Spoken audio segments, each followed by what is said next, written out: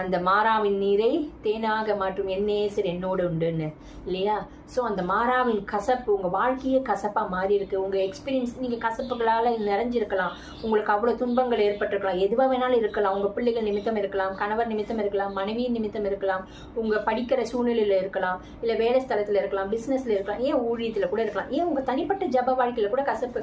நான் இவ்வளோ ஜபிக்கிறேன், இவ்வளோ நேரம் ஆண்டவர் என்னோட பேச மாட்டேங்கிறேன், ஜபத்துக்கு பதில் வரலேன்னு இருக்கலாம். அந்த கசப்புகள் எல்லாம் நீங்க, அந்த கசப்புகள் எல்லாம் மாற இயேசுங்கிற மரத்தை பிடிச்சுக்கோங்க. அந்த சூழ்நிலையில இயேசுவை பிடித்துக்கொண்டு அந்த சூழ்நிலையில இயேசுவை வைங்க. ஏசப்பா, இந்த கசப்பு மாறாவின் நீரை தேனாக மாற்றும் என் தேவனே, இந்த கசப்பெல்லாம் மாறணும், இயேசுங்கிற மரத்தை நான் இங்க வைக்கிறேன்னு சொல்லுங்க.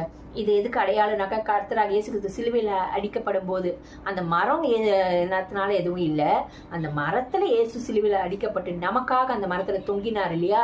நம்ம கசப்புகள் எல்லாம் ஏற்றுக்கொண்டு அவர் மகிழ்ச்சியினால நம்மள